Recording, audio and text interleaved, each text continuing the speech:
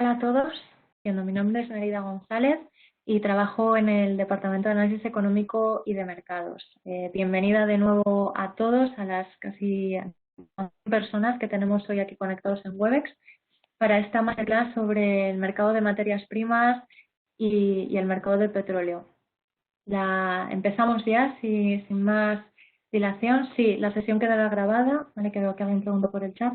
Quedará grabada y el equipo de comunicación de AFI se encargará de difundirla por redes sociales, ¿vale? Bien, empezamos, si os parece, con cuál es la agenda para la sesión de hoy. Y hoy la sesión está prevista como una introducción al mercado general de materias primas y haremos un pequeño foco en lo que es el mercado del crudo. En concreto, pues vamos a ver cuáles son las características, bueno, qué son, sobre todo las materias primas, qué tipos de materias primas tenemos y cuáles son los aspectos clave de este mercado. Luego entraremos en cómo se forman los precios y la relación de las materias primas con los mercados financieros y con la economía. Seguro que haremos mención a la situación actual, porque bueno, para eso estamos aquí. Por último, sí que cerraremos la sesión con esta parte de mercado del crudo, una introducción al mercado, qué materia prima estamos hablando, porque necesitamos conocer un poco la materia prima para poder tener un análisis correcto de la misma, cuáles son los agentes que intervienen en este mercado y después sí que haremos una pequeña aproximación del mercado, los mercados financieros dentro del mercado del petróleo y con una mención, como no puede ser de otra forma, a esta pequeña crisis que vivimos el mes pasado con esas caídas a terreno negativo del precio del West Texas. Por último, todo esto espero que me lleve unos 40-45 minutos, no mucho más, y los últimos 10-15 minutos de esta hora prevista, pues lo dedicaremos a la resolución de dudas, ¿vale? Yo tengo abierto el chat y al final de la sesión haré un recopilatorio de todas las preguntas e intentaré contestar el máximo posible. Os invito, por tanto, que dejéis escritas todas, yo haré un vacío desde el principio, ¿de acuerdo? Bien, pues sin más dilación empezamos, ¿vale? ¿Qué son esto? ¿Qué es esto de materias primas? Bien, las materias primas se consideran materias primas, o sea, aquellos bienes estandarizados y que existen en abundancia en la naturaleza, por lo general. Suelen extraerse de la naturaleza, por tanto, y se trata de construir o fabricar cosas derivados con ellas mismas. Tenemos diferentes tipos de materias primas en función de su origen y que podrían ser especialmente las materias primas agrícolas, vegetales, como puede ser la soja, el azúcar, el trigo, maíz, diferentes materias primas que sirven de alimento como base para la alimentación. Tendremos también materias primas animales, que sobre todo sería carne y cabezas de ganado, que se alimentan a la vez de muchas de esas materias primas vegetales y que también sirven de alimento para el resto de la población. Metales industriales, que serían aquellos que intervienen dentro de procesos industriales, valga la redundancia, pero que son las más ligadas a los ciclos, al ciclo económico. Aquí destacan pues, el cobre, el acero, el aluminio, materias primas, como digo, que se utilizan en la industria. Tendremos también metales preciosos, que serían metales que sirven como reserva de valor y que son, como puede ser el caso del oro, diamantes, plata, bueno, como digo, ¿no? En eventos de aversión al riesgo, pues suelen llegar a tener un importante en el mercado. Y por último tendríamos la energía como última clase o tipo de materias primas. Está el petróleo, el gas natural y que tienen unos usos, como veremos en la segunda parte de la sesión, pues prácticamente infinitos. Casi todo lo que tocamos actualmente tiene algún tipo de derivado del petróleo, sin ir más lejos. Las materias primas, además de servir como alimentos, como como esa parte de la industria básica, como hemos mencionado, incluso que compramos a diario, cuando nos compramos un ordenador, que tenemos algo de componente del petróleo. Vale, me decís que se corta, voy a apagar la cámara, ¿vale? Si os parece bien, a ver si así liberamos un poco de, de datos, ¿vale? Espero que así me escuchéis algo mejor. Bien, como iba diciendo, además de que estas materias primas sirvan como alimentos o como elementos fundamentales de las industrias a nivel global, también sirven como o tienen un sentido de activo de inversión. Y es cierto que esta parte precisamente no se va a hacer tanto foco en ello y sí que en función del éxito de esta sesión pues podremos llegar a lanzar algún tipo de curso y quizás alguna otra masterclass que se dedique expresamente a operativa en el mercado de materias primas y con aspectos más técnicos de inversión, pero bueno, esto va a ser como elemento introductorio del mercado. Pero y hay diferentes métodos, digamos, o instrumentos para tomar posiciones dentro del mercado de materias primas. En primer lugar, pues podemos tener los futuros. Para aquellos que no estéis familiarizados con los mercados financieros, pues un futuro es una promesa de compra o de venta en un plazo determinado en el futuro, valga la redundancia.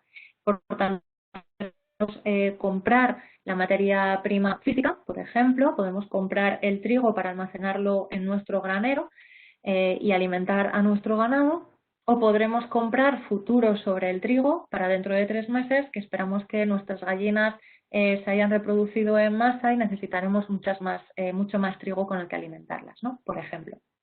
Como decía, también podemos comprar esas materias primas en físico y almacenarlas en cualquier tipo de almacenamiento. O podremos tomar en posición a materias primas a través de empresas de recursos naturales. Y aquí podemos tener diferentes empresas, o las empresas tienen diferentes papeles dentro del mercado de materias primas. Por un lado, podemos tener empresas que transforman las propias materias primas, que se dedican a coger ese trigo y hacer cereales, o pueden directamente dedicarse al traslado, a la transformación de localización de las materias primas, una empresa naviera que se dedique a trasladar la soja que se produce en Argentina para traerla a Europa o a China, o también en el espacio, en el propio, el propio espacio. Y por último tendríamos los ETFs, que es igual que en el mercado de acciones, pues podemos tener ETFs que bien tengan de subyacente propiamente materias primas en físico, que sería una especie de una inversión financiera y líquida que tengamos a través de una forma de tomar inversión líquida en el mercado de materias primas spot, o que también ETFs de empresas que se dedican al sector, como antes comentaba, ¿no? Pues un ETF de empresas de recursos naturales que se dediquen a las diferentes fases de transformación, del proceso de transformación de materias primas. ¿De acuerdo? Los aspectos clave de este mercado. La primera de ellas es que es un mercado global. A medida que la cantidad de materias primas que se producen y consumen es a nivel mundial y es constante, ¿no? Constantemente estamos comprando alimentos, estamos comprando y vendiendo alimentos y es un mercado que funciona a nivel global. El mercado del café pues no está focalizado, no es, digamos, como el mercado bursátil, ¿no? Que tenemos la plaza o el mercado en Europa o el mercado de Estados Unidos, sino que cuando hablamos de un mercado del crudo, es el mercado del crudo a nivel global y intervienen diferentes referencias a nivel global, al igual que el mercado de la soja, es un mercado a nivel global. Es cierto que determinados países o determinados agentes tendrán un mayor o menor protagonismo en función de ese mercado, pero en general en sí es algo global. En segundo lugar, tenemos una oferta homogénea, ya lo hemos visto en la definición propia de las materias primas. Son productos realmente homogéneos, es decir, el cobre que se produce en Chile pues será prácticamente igual que el cobre que se produce en Perú, o la soja que se cultiva en Argentina pues será muy similar a la soja que puede producirse en Estados Unidos. Son productos, por tanto, que más o menos son sustitutivos entre los países, pero no así entre ellos. Y aunque me salto un poco en la presentación, las características son heterogéneas entre materias primas. Y esto a lo que se hace referencia con este aspecto es que no es lo mismo o no afectan los mismos factores sobre, por ejemplo, el oro que sobre la energía o sobre el trigo. El clima puede ser muy relevante para las materias primas agrícolas. Si tenemos una inundación en el centro de Estados Unidos, pues en el centro de Estados Unidos o en Centroamérica, pues podemos llegar a tener algún tipo de impacto negativo sobre las agrícolas y que no afecte así, pues como puede ser al precio del cobre. Como ya adelantaba antes, un evento de aversión al riesgo en el mercado pues puede llevar a un incremento de la demanda de oro, por ejemplo, o la OPEP, pues ya lo veremos luego en la parte del crudo, pero afecta directamente a cuál va a ser la evolución del precio del petróleo. También tendremos, otra de las características es que los precios de las materias primas no se derivan de un descuento de flujos, como puede ocurrir en el caso de la renta fija perdón, o la renta variable. En la renta fija, acordemos, hacemos un pequeño catch-up en la renta fija se actualizan los cupones que vamos a recibir en el futuro. Y en la renta variable, pues podemos utilizar un modelo de descuento de dividendos para valorar una empresa. En el caso de las materias primas, no tenemos flujos de y por tanto su precio se determina en base a la oferta y a la demanda que se pueda tener sobre estas materias primas. Tenemos una relación directa del precio de las materias primas con la inflación. ¿Y por qué? Pues porque las materias primas son una fuente de inflación.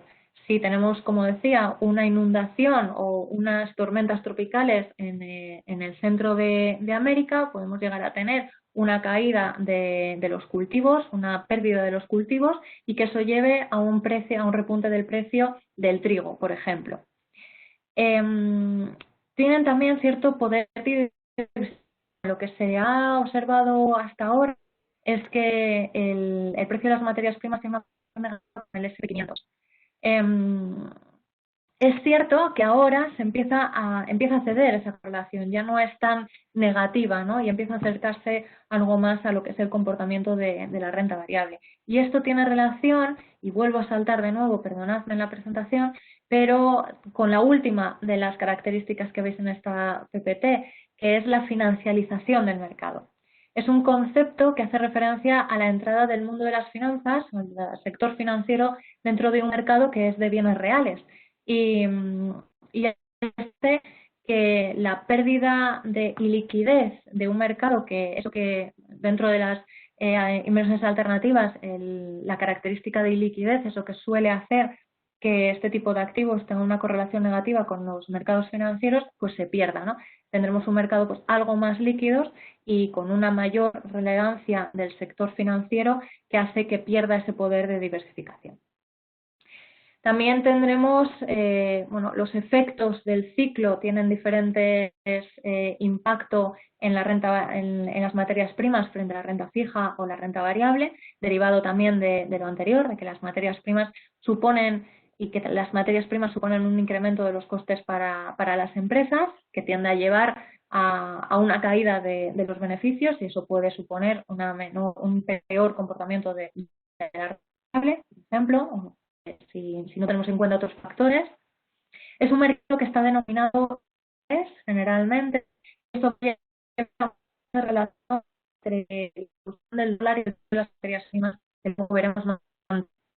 Y por último, creo que la última que me ha dejado es la relación con el ciclo económico. También lo veremos más adelante en detalle, pero en la medida que estas materias primas se utilizan en medios de producción, pues es normal, digamos, que haya esa relación entre las materias primas y el ciclo económico. Y algo muy relevante es lo que está pasando en la actualidad.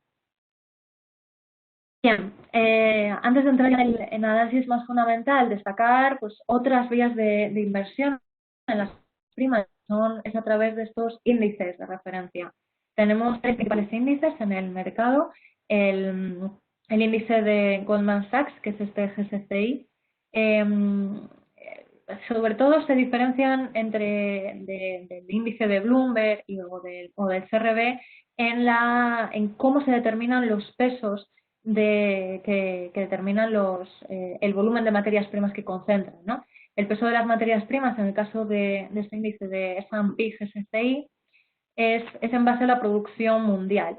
En el caso de Bloomberg, que sería segundo, el BCOM, es en función de la liquidez y también también de producción, pero sí que clasifican o bueno, determinan un máximo que puede tener cada uno de los bloques de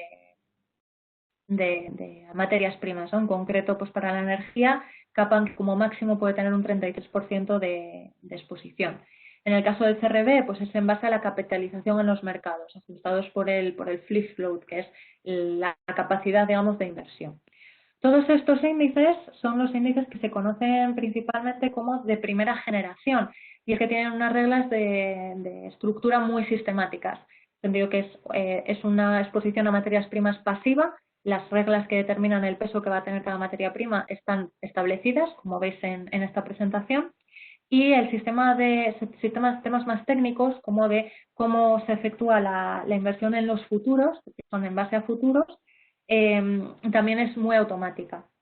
La forma, o lo que antes comentábamos, ¿no? Un futuro, os recuerdo, es un activo financiero en el que yo me comprometo a comprar o vender una materia prima en un determinado periodo de tiempo, ¿no? En un determinado momento en el tiempo. Estos índices lo que tienen siempre es exposición al primer futuro que vence, que por lo general es entre 1 y 2 meses en función de la materia prima, ¿no? En media son unos 2 meses. ¿Qué pasa? Que hoy si compro el futuro que vence el mes que viene, generalmente, pongamos en el caso del petróleo, ¿vale? Los futuros sobre el West Texas, por ejemplo, vencen en torno al día 20 de cada mes, ¿no? Yo ahora tendría comprado el futuro que vencería en el de junio acaba de vencer, sería el de julio, ¿no? Como decía, ¿no? A 2 meses, a 1 o 2 meses, el primer futuro que ahora mismo cotiza del West Texas, pues es el que tiene vencimiento en julio. Este futuro deja de cotizar un mes antes de su vencimiento, es decir, como al 20 de junio, ese futuro deja de cotizar. Yo voy a tener exposición, si yo fuera este índice por ejemplo, del S&P GSCI, pues tendría exposición a ese futuro hasta 2 o 3 días antes del último momento en el que cotiza ese futuro. Es decir, pues si termina el último día de cotizaciones, pongamos el 20 de junio, pues hasta el 18 más o menos voy a tener ese futuro en mi cartera. Cuando se aproxima esa ventana, yo lo que voy a hacer es vender el futuro con vencimiento en julio y me compraría el vencimiento de agosto, ¿vale? Eso es lo que se llama el rollover de contratos de futuro. Como decía, estos índices tienen una exposición o tienen exposición siempre al primer futuro de la curva, al primer futuro el primero que vence en el momento del tiempo, y en torno a 2 o 3 días antes del último día de cotización hacen el rolo del contrato. Esto supone muchísimas fricciones en el mercado, ¿vale? Y es uno de los casos o uno de los momentos, uno de los por los que vivimos también esa pequeña crisis el mes pasado en el mercado del crudo. Y por eso nacen otros índices de, pues por ejemplo, segunda generación, que tendremos pues sistemas más sofisticados en cuanto a posicionamiento dentro de la curva de futuros, que luego también veremos, no solo posiciones largas, además, como tienen estos índices, sino también podemos tener posiciones cortas y ya no solo en el primer vencimiento, sino que ya nos permiten tener vencimientos algo más largos. Y también tendremos los de tercera generación, que vienen incluso mejorando a estos de segunda generación y que ya permiten una gestión activa dentro de las materias primas. Ya no tendremos unos pesos estáticos, sino que se podrán tener algo más de discrecionalidad a la hora de determinar cómo queremos invertir en este mercado. Como veis, estas diferencias que vienen sobre todo en el caso de los 3 índices que hemos comentado en base al peso de las materias primas, pues determinan obviamente que su variación sea muy diferente entre los mismos. Bien, eso es lo que es el mercado de materias primas. Ya hemos mencionado mucho que el principal forma de inversión desde el punto de vista financiero sería a través de futuros, porque nosotros nos dedicamos a las finanzas y no nos dedicamos a explotar materias primas, pues vamos a preferir no tener el mercado, digamos, la materia prima almacenada, no queremos incurrir en esos costes, y lo haremos a través de los futuros, ¿no? ¿Cómo se forman estos precios del futuro? Pues lo primero que quiero dejar claro, y es que pasa también con otros mercados, como es el caso, por ejemplo, de las divisas, es que el precio de los futuros nunca refleja expectativas del mercado, ¿vale? Es una fórmula matemática que veis aquí representada en esta diapositiva. El precio del futuro no es más que la suma del precio del spot más lo que se denomina el cost of carry. El cost of carry es el coste asumido e irrecuperable de comprar y mantener almacenada la materia prima. Y se compone de tres factores, ¿vale? Bueno, aquí tenéis vamos, la fórmula expresamente de cómo se determina el precio del futuro, pero lo que me interesa es ver cuáles son los componentes de ese cost of carry. Son principalmente tres. Primero de ellos, el tipo de interés libre de riesgo, que es el tipo de interés que se debe pagar para financiar la compra de la materia prima en cuestión, ¿vale? Recordemos, el cost of carry es el coste de tener la materia prima almacenada. Yo necesito quizás pedir dinero para poder comprar esa materia prima. Perdón. Por último, bueno, en segundo lugar tendremos los costes de almacenamiento, que vienen tanto, o sea, puede ser el coste de alquilar un espacio para poder tener ahí encerrado todo el trigo que he comprado, y también la propia pérdida de valor de esa materia prima por el propio paso del tiempo. Si compramos, por ejemplo, trigo, como estaba mencionando, ese trigo caduca en algún momento del tiempo, y cada vez que pase, cuanto más tiempo pase almacenado, y además, si no son las condiciones idóneas, pues más valor perderá. Y por último, que es algo, pues quizás algo menos conocido, más difícil de entender, es lo que se denomina el convenience yield, que es esa Y que veíamos aquí representada. El convenience yield es el beneficio económico y, por tanto, muy difícil de estimar, y que depende también de cada uno de los agentes del mercado, el beneficio económico de tener la materia prima en físico frente a tenerla a futuro. Es decir, es la preferencia, de hecho de otra forma, preferencia por tener 1 kilo de trigo hoy en mi casa frente a tenerlo dentro de un mes cuando me venza ese futuro.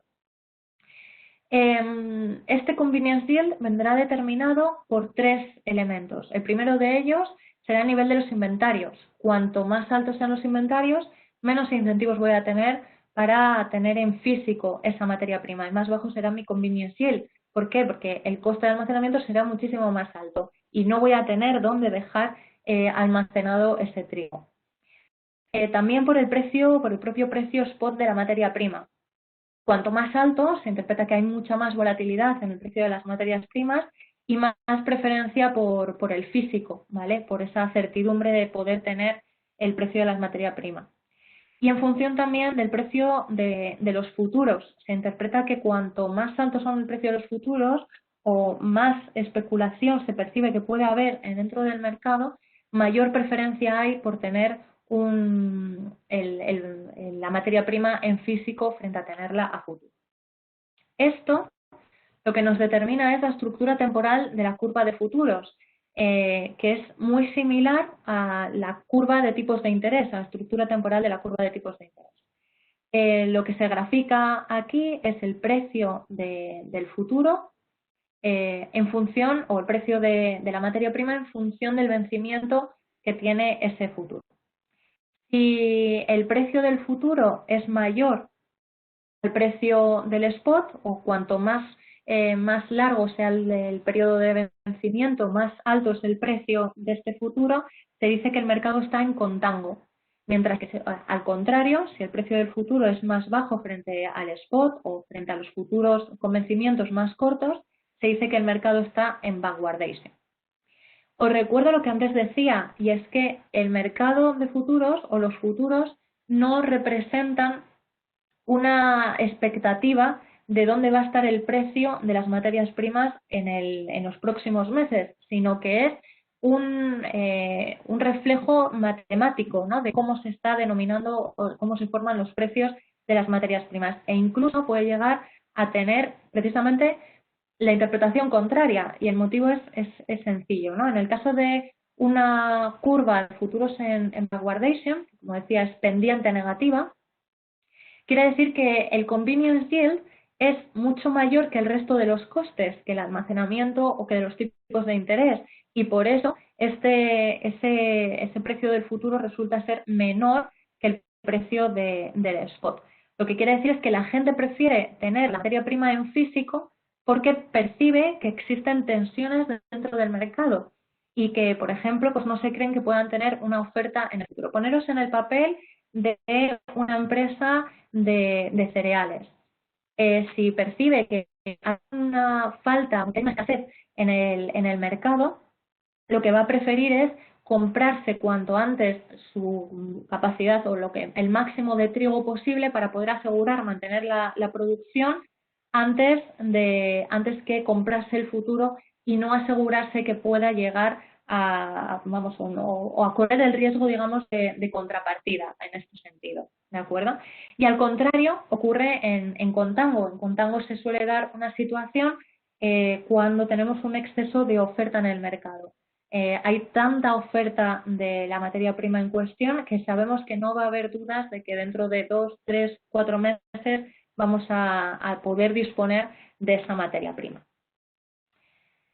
También hay que ver o hay que destacar que además del contango y el backwardation, existen lo que se denomina también normal contango y normal backwardation, que es que en lugar de comparar el precio del spot con los futuros, lo estaríamos comparando las expectativas sobre el precio del spot, ¿vale? Frente al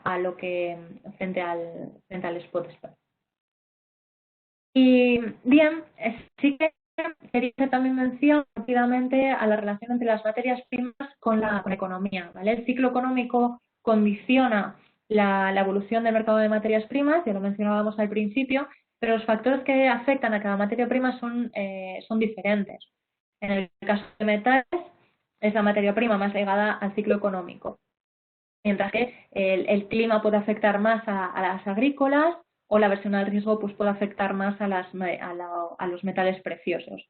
Su vínculo con el dólar es importante, ¿vale? Y por lo general tiene una relación inversa. Lo decíamos al principio, que el mercado de materias primas está denominado en dólares y, por tanto, una apreciación del dólar generalizada, un incremento del valor del XY, por ejemplo, ese índice del dólar, suele llevar a un encarecimiento del mercado de materias primas. Pues si hacemos el cambio a la inversa, los países no dolarizados ven un encarecimiento de las materias primas en su divisa local. Y por tanto, en ese sentido, la demanda caería y el precio de las materias primas también cedería, ¿vale? Por eso vemos normalmente una relación inversa entre el dólar y el precio de las materias primas. Y también hay variables económicas que condicionan la evolución del precio de las materias primas, sobre todo 3 de ellas, ¿no? Los tipos de interés reales. Una subida de los tipos de interés reales pues, suelen llevar a un incremento de los costes de oportunidad de tener materias primas en físico, por lo que su precio cedería ante la caída de la demanda. Una política monetaria pues también afecta a las materias primas en el sentido de, por ejemplo, una política monetaria contractiva, una subida de los tipos de interés por una lucha contra la inflación, llevaría a un incremento de los tipos de interés reales de corto plazo y ya lo hemos comentado, ¿no? Supondría de nuevo una caída del precio de las materias primas por efecto de la caída de la demanda por un incremento de ese coste de oportunidad. Y por último, la relación entre la inflación y la demanda es, pongamos en el caso de una economía en expansión. En una economía en un ciclo expansivo se suele observar un incremento de las materias primas por un doble factor. Por un lado, porque, lo decíamos al principio, las materias primas son fuente de inflación y por tanto nos protegen de forma relevante ante periodos de inflación no esperada y por tanto en esos periodos de expansión económica pues suele haber un incremento de la demanda de las materias, su efecto de cobertura ante estos periodos inflacionarios. Y por otro lado, por la propia actividad económica. Si tenemos más actividad económica, hay más consumo de materias primas en general, ¿vale? Y todo ello pues lleva a un aumento de la actividad. Lo que hay que destacar son dos tipos de fenómenos, ¿vale?, que suceden dentro del mercado de materias primas. El primero de ellos son los conocidos como superciclos, que son episodios de largos periodos de subidas del precio de materias primas acompañados de periodos de caídas, de largos periodos de caídas del precio de las materias primas.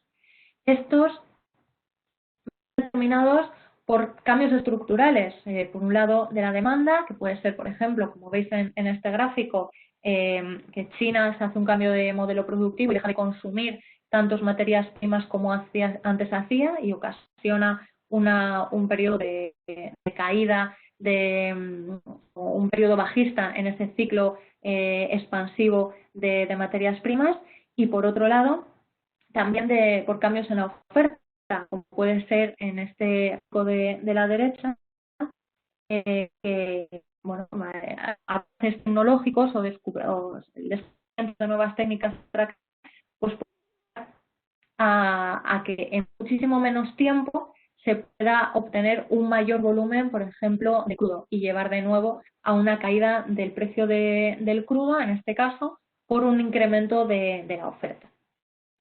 También tenemos, en contraposición con los superciclos, ciclos económicos o ciclos de materias primas de más corto plazo. Estos vienen determinados por factores del propio ciclo económico y, por ejemplo, una crisis o recesión como la que tendremos ahora pues llevará a una caída de la demanda de materias primas a nivel global y, por tanto, también de su precio. Y también nos ayuda a adelantar o percibir algunos cambios en mercados financieros, como puede ser el caso del crédito, periodos de caída del precio lleva a un repunte de spreads de crédito en la medida que estas empresas pues, pueden llegar a entrar en dificultades financieras. Es algo que estamos viendo precisamente estos últimos meses en el caso de Estados Unidos con las empresas del casa del shale. Y también en tipos de interés, una señal de desaceleración pues coincide con cesiones en las materias primas más ligadas al ciclo, como es el caso de los metales, y con un periodo de caída de tipos de interés ante esas perspectivas de menor crecimiento económico de largo plazo. Y también, por último, en términos de renta variable, aunque aquí la relación de las materias primas pues puede ser más clara o más directa con el precio o con los mercados emergentes, que son grandes productores y grandes exportadores de materias primas. Y la falta de entrada de flujos por esta vía pues sí que les puede llegar a llevar a problemas financieros importantes. Más adelante ya en el mercado del petróleo, y lo primero es que tenemos que definir qué es esta materia prima. El crudo es una sustancia líquida, orgánica, que se compone de átomos de carbono e hidrógeno que se encuentran bajo tierra y se conocen como hidrocarburos. Estos hidrocarburos suelen contener también otras partículas, como pueden ser sulfuros, nitrógeno, metales, oxígeno, etcétera. Las propiedades dependen tanto de dónde se encuentren como de bajo qué condiciones se encuentren o se hayan formado, ¿vale? Son los denominados combustibles fósiles, como bien sabéis, bueno, son sedimentos, digamos, de seres vivos que se fosilizan debajo de las capas de la Tierra. En función de la densidad y el contenido de sulfuros y nitrógeno y residuos de carbonos pues condiciona su tratamiento y también su clasificación. Por un lado, se clasifican en función de dos parámetros fundamentalmente, según la densidad o según el contenido de sulfuros. En función de la densidad, pues tendremos el crudo light, que fluye con facilidad, tiene bajo contenido de sulfuros, se supone que es de mejor calidad porque es más fácil de refinar, el más pesado, con el contenido de metales y es más difícil de refinar. Por otro lado, tenemos en función del contenido de sulfuro, lo clasificaremos como agrio, que es alto contenido en sulfuros, o dulce, ¿vale? Bajo contenido en sulfuros. Y esto determina las diferentes referencias que tenemos dentro del mercado del crudo. La principal y que todos conocemos pues es el Brent, que es la referencia del Mar del Norte, y es el crudo también referencia para el light, de buena calidad, digamos, de Oriente Medio, Europa y África. Tenemos el caso de Dubái, que es la referencia no dulce o agria de Oriente Medio y del mercado de Asia-Pacífico. El West Texas Intermediate, que es la referencia de Estados Unidos, es un crudo de muy buena calidad, muy fácil de refinar. Y por último, que aquí no viene representado en este mapa, tenemos una cuarta referencia, que es el tapiz. Es la referencia sobre todo de Malasia, que es un crudo light del este asiático. Con estos diferentes tipos de petróleo pues se hacen componentes que van de todo tipo de materiales, desde gasolina que utilizamos en nuestros coches, botellas de plástico que utilizamos a diario o ordenadores con los que trabajamos, ¿vale? Se utilizan todos materiales derivados del petróleo y de ahí la importancia económica de esta materia prima. Una vez que ya sabemos de qué materia prima hablamos, es importante también conocer cómo es su proceso de obtención.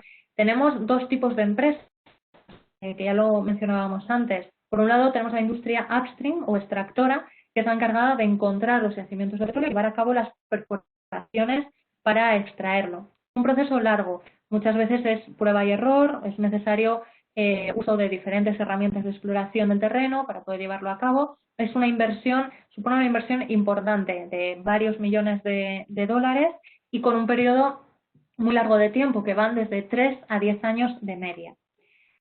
Posteriormente tendremos la industria de refino, que es la que se conoce como downstream. Y aquí se lleva a cabo el proceso de separación de componentes del crudo extraído, la conversión y su tratamiento para su posterior transporte, ¿vale? Esta industria incluye toda esa fase. Y luego el marketing y todo el proceso de comercialización. En la primera fase de separación lo que se hace es calentar el crudo extraído en la industria previa a diferentes temperaturas para conseguir así los diferentes componentes. En función de la temperatura a la que alcance ese crudo, pues obtendremos LNG, gas, cualquier otro componente o derivado de ese crudo. En la fase de conversión, pues consiste en un proceso químico en el que se rompen las moléculas, que se denomina, que es el conocido como cracking. Y aquí vienen algunas estrategias de inversión que podemos ver en posteriores sesiones, como son los crack spread, ¿vale? Y finalmente está la fase de tratamiento, que se mezcla con otros compuestos para obtener los diferentes productos finales, que aquí será cuando ya obtengamos la propia gasolina o el diésel que utilizamos en nuestros coches. A partir de aquí, pues obviamente, una vez que ya están producidos estos componentes, se llevan a donde se haya que consumir a través de conductos de gas, de crudo, en barcos, camiones, trenes o cualquier otro sistema de transporte. Las diferencias entre las referencias, en el periodo de referencias, pues se deberán a elementos del propio compuesto, como lo que hemos visto, de componentes de sulfuro, de metales, la facilidad o dificultad para su refino, pero también temas legales. Por ejemplo, en el caso del West Texas o Estados Unidos, el petróleo que produce está prohibido por ley que lo transporte, que lo exporte de Estados Unidos. Y también la estructura que tiene, por tanto, es muy complicada. Y las restricciones, por ejemplo, en la OPEP también explican que el precio del Brent esté siempre o normalmente esté por encima del West Texas, ¿vale? El exceso de oferta que puede existir en el mercado de Europa, en este caso, pues es algo menor, o en el caso del Brent es algo menor que lo que puede haber en Estados Unidos con la industria del shale. Bien, hay que hacernos una pequeña visión de cuáles son los en el mercado del crudo. El principal consumidor de petróleo es Estados Unidos y los países, en general, son los países más poblados los que tienden a consumir en mayor medida. Y los que importan, bueno, pues sobre todo es un mercado liderado por China. Estados Unidos es prácticamente autosuficiente y, de hecho, si actualizáramos los datos, es realmente autosuficiente. Por otro lado, los principales productores, pues volvemos a tener a la cabeza Estados Unidos, pero aquí ya intervienen también muchos países de la OPEP, como sería Arabia Saudí, que es el país también líder en las exportaciones a nivel mundial. Y no solo es importante quién exporta o quién produce, sino también quién tiene más reservas de crudo. Y aquí destaca, además de Arabia Saudí, de nuevo, en muchos países de la OPEP, destaca el caso, por ejemplo, de Venezuela. Puede ser un caso paradigmático, porque es un ejemplo claro de que un país que realmente podría ser rico, al igual que puede ser Arabia Saudí, pues no eres nadie si no gestionas bien estos recursos, ¿no? Un elemento también muy relevante es lo que se conoce como los break-even de producción, que es a qué precio del barril de crudo cubro mis costes. Aquí esto es muy importante en relación a lo que también mencionábamos antes de la relación entre el precio de las materias primas con los spreads de crédito, por ejemplo, de high yield de Estados Unidos. Aquí muchos empresas del shale en Estados Unidos en la actualidad, con la caída del precio del petróleo, se han visto en dificultades financieras y estamos viendo un incremento de los defaults en este sector. Por tanto, por eso es relevante ver los break-even de producción en el caso del shale y también los break-even fiscales en los países de la OPEP. Porque nos da una pista de o a qué nivel les puede hacer daño según qué países de cara a las negociaciones sobre la política de oferta que pueden tener este grupo de países. Pues la OPEP, también no podemos hacer este ciclo sin hablar de ellos, es como Organización de Países Exportadores del Petróleo, 12 países, principales exportadores de crudo, que trabajan juntos para establecer esa política común. En torno a 2-3 veces por año se reúnen para analizar la evolución del mercado del crudo y deciden entre todos cuál es el volumen de barriles que van a lanzar al mercado. Por tanto, sus decisiones afectan directamente al mercado, al precio del barril de Brent en este caso, ¿no? Y bien, ¿cómo interviene el mercado o los mercados financieros dentro de este mercado del crudo? Esto mencionamos mucho en un vídeo que hicimos sobre el mercado del petróleo hace un mes exactamente, pero aquí hay de nuevo dos mercados de los que hablar, el mercado spot y el mercado de futuros. La principal diferencia entre ellos es que en el mercado spot intervienen sobre todo agentes comerciales, es decir, esas empresas que realmente se dedican a la actividad del petróleo, mientras que en los futuros tenemos ya cada vez más agentes financieros dentro de los mismos. Son estos no comerciales, estos vamos a llamar especuladores, si me permitís, entre comillas, los que llevan a tener cierto impacto sobre el mercado o cierto ruido dentro del mercado. Pues una de las características, una de las principales diferencias, además de que unos tienen exposición directa al mercado de materias primas por ser principales exportadores, o extractores o productores de la materia prima en concreto, sino que estos comerciales tienen determinados o ya tienen establecidos la capacidad de almacenamiento para las materias primas que van a comprar a futuro, mientras que los no comerciales no la tienen. Por eso, el mes pasado, cuando vimos esa caída a terreno negativo del primer futuro de cometimiento del West Texas, vino sobre todo determinado por esta salida de los no comerciales, ¿vale? Por eso veis esa fuerte caída o esas ventas de posiciones de no comerciales y que llevó, como ya adelantaba, a ese desplome del precio del crudo, que pues, llegó a no suponer nada, a no valer absolutamente nada. Cuando, como ya mencionamos hasta ahora, la relevancia económica que tiene el petróleo pues es sustancial. ¿Cuál fue el principal? Pues la caída de la demanda, ¿no? Como veíamos, como hemos sufrido hasta ahora, y por eso estamos haciendo esta masterclass en online, estas medidas de confinamiento ha llevado a una caída, a un desplome a mínimos de la demanda de petróleo y, por tanto, a una subida de los inventarios de crudo en Estados Unidos, que es en concreto en Cushing. Cushing, Oklahoma, es la ciudad donde se hacen todos los intercambios de petróleo del West Texas en Estados Unidos y, por tanto, es la clave para ver cómo evolucionan esos inventarios. Se estimaba que ahora, en mayo, se alcanzaría el 100% y por eso, ante ese vencimiento el mes pasado, en abril, del vencimiento del futuro con vencimiento en mayo, todo el mundo se quería vender ese futuro porque veía que la presión sobre los inventarios iba al alza.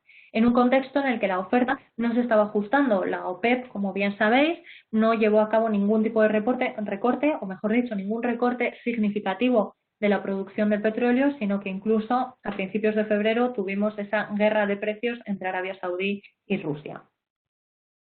por tanto teníamos esa caída, pero lo que mencionaba al principio, si os recordáis, y que quiero que quede claro de esta clase, es que los futuros no nos dicen absolutamente nada sobre la expectativa de los precios, y en lo que tenemos que quedarnos es con la señal que nos lanza la propia estructura temporal de esa curva de futuros del crudo. Y lo que teníamos entonces, en abril, cuando el petróleo, cuando el West Texas caía a terreno negativo, era una situación de supercontango que se llegó a mencionar en mucha prensa. Un supercontango no es más que un contango muy pronunciado. Y lo que nos decía el contango, si os acordáis, es que el convenience yield es muy bajo. Es decir, todo el mundo quiere tener el futuro y cuanto más lejos mejor, porque ve que los inventarios están súper llenos, no tenemos ningún sitio donde almacenar nuestro crudo y por tanto no queremos tener ningún tipo de exposición al petróleo. Dicho esto, esto es la señal que nos lanzaba. En aquel momento teníamos un exceso de oferta muy relevante dentro del mercado, pero un mes después veis que actualmente el petróleo está en torno a 34 dólares por barril, la última vez que lo he visto esta mañana, y lejos obviamente del menos 40 que llegó a cotizar o de los 10 dólares que teníamos hace 2 semanas. Y esto se debe a que la situación o que el ciclo económico cambia constantemente.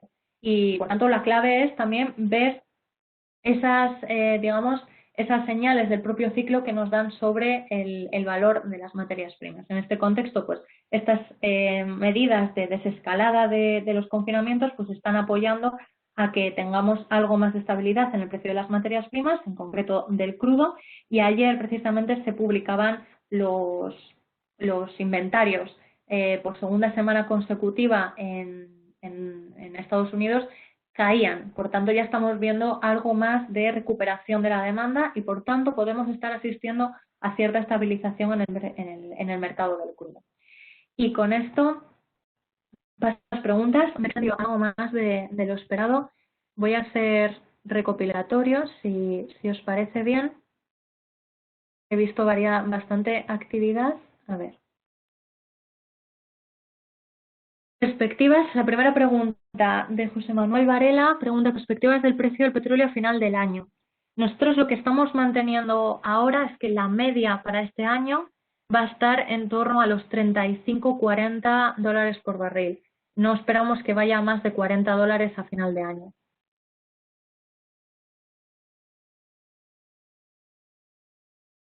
¿Por qué Vale, pregunta Miguel Salas, ¿por qué el precio del crudo está en negativo? Gastos de almacenamiento, demanda, oferta. Creo que ha quedado claro con la última parte, Miguel. Lo recuerdo por si acaso, que teníamos lo que llevó a los precios en negativo eran aspectos técnicos de gente muy posicionada con unas posiciones muy largas y que no tenía ese almacenamiento previsto y que confluye con una situación de caída de la demanda a lo bestia, ¿no? Y por tanto, si tienes una caída de demanda que te lleva a una saturación de todos los inventarios, pues obviamente te incrementa significativamente los gastos de almacenamiento. Llegamos a ver cosas tan curiosas como que barcos que actuaban de transporte, los transportadores de petróleo, estaban anclados en el mar y cargados de petróleo a modo de almacenamiento, ¿no? Por tanto, son todos los factores precisamente que comentas, y además con un no ajuste por parte de la oferta. Por tanto, todos esos aspectos.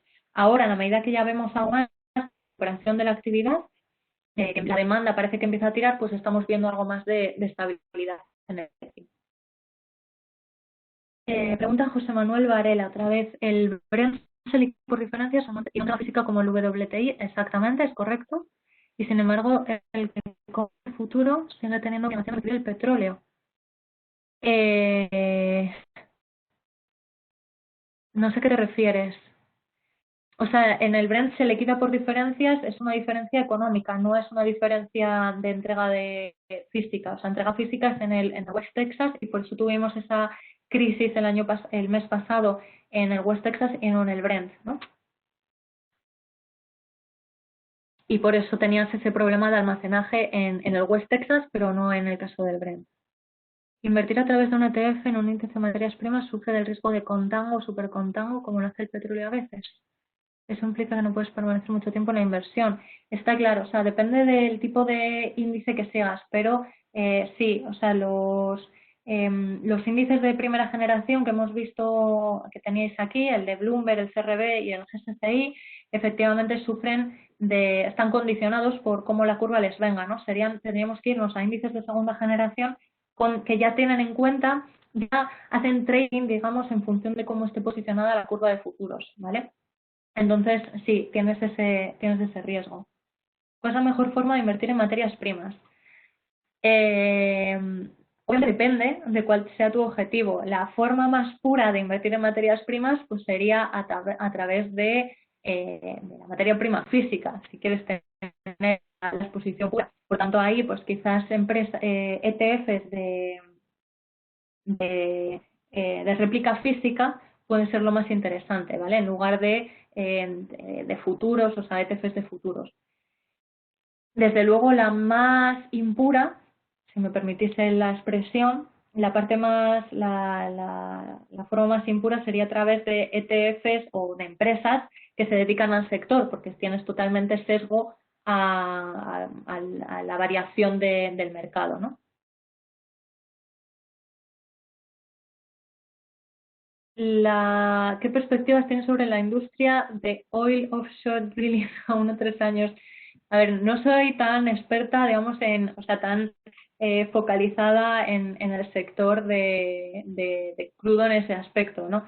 Aquí, pues, alguien seguro que se dedica al sector concreto de extracción de crudo tendrá muchísimo más claro las perspectivas. O sea, no me vas a permitir no mojarme demasiado. Venezuela, mayor peso de Australia. Pregunta José Ortiz, ¿cómo ves para entrar largos en Oil West Texas y en Corn? Bueno, creo que sobre el petróleo ya lo he comentado, ¿no? Estamos en 34, vemos como máximo 40. Aquí hay muchísimas dudas sobre lo que puede ocurrir a nivel de la demanda.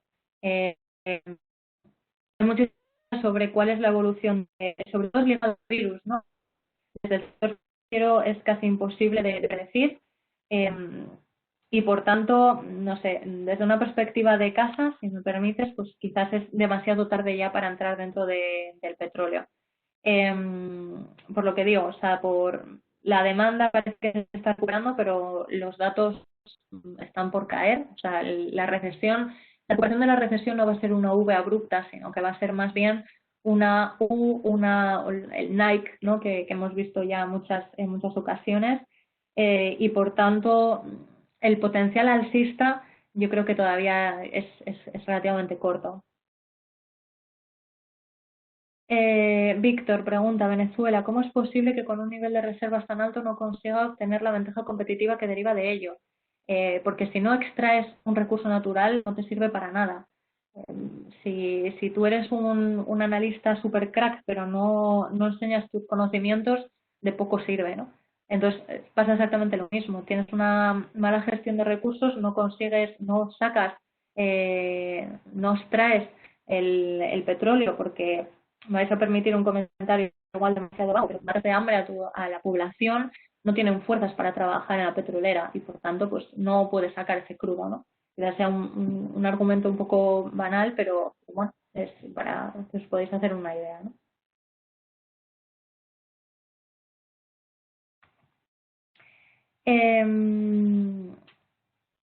Vale, ¿cómo podría afectar la guerra comercial entre Estados Unidos y China al mercado del petróleo? Bien, pues en principio a la baja, porque si no deja de ser una traba el comercio internacional. El comercio internacional es un gran consumidor de crudo y por tanto cualquier fricción dentro del comercio internacional pues te puede llevar a una caída del precio del crudo. Algún comentario sobre tierras raras, cuyo principal consumidor y extractor es China. Pues ahí fue uno de los elementos, además, muy sonados cuando la guerra comercial.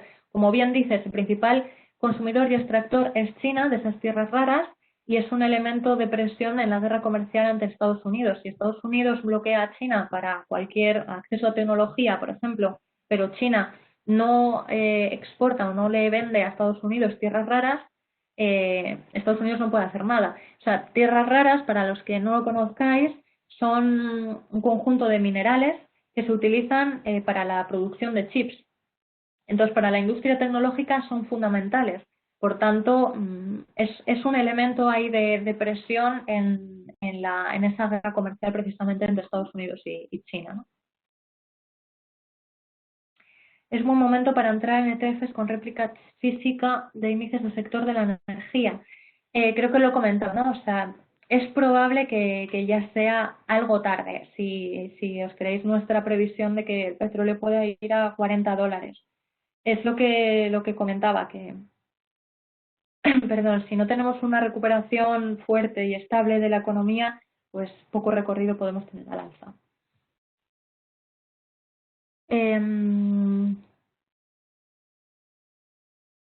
¿Qué opciones había para comprar crudo físico y almacenarlo? Bueno, almacenarlo, pues almacenar, pues eso, ahora estamos viendo cosas como en barcos petroleros, de todo, ¿no? Entonces son muchos, bueno, es ya invención, hasta podemos llegar a almacenarlo en la bañera si quieres. ¿Hay algún ETF que replique con exactitud la evolución del spot? Pues serían aquellos de réplica física. Tendríamos que, vamos, sería buscar ETFs de réplica física. Sobre el maíz, preguntaba alguien, Josep. A ver, las materias primas agrícolas en general son las que más han aguantado en esta crisis, ¿vale? Hemos tenido caídas generalizadas de materias primas y las de agrícolas han sido las más estables. La lógica de todo esto, pues es que al final comer vamos a tener que comer y por tanto, pues bueno, ahí sí que lo veníamos. Puede ser interesante hacer otra sesión sobre materias primas agrícolas y ver temas de spread de sustitución, cuando empieza a ser el maíz se empieza a sustituir por el trigo o viceversa, ¿no? Eso sería un análisis interesante. Bien, y me he extendido más de lo anticipado, así que ya, si no hay más preguntas, muchísimas gracias a todos por estar hoy con nosotros. Ya lo han dicho mis compañeros, que se os enviará por email tanto la presentación como la grabación de la sesión. Espero que haya sido interesante para todos. Aquí también tenéis mis datos de contacto si si tenéis cualquier cuestión, ¿vale? Más en concreto. Y bueno, estamos a vuestra disposición desde AFI y AFI Research para todo lo que queráis.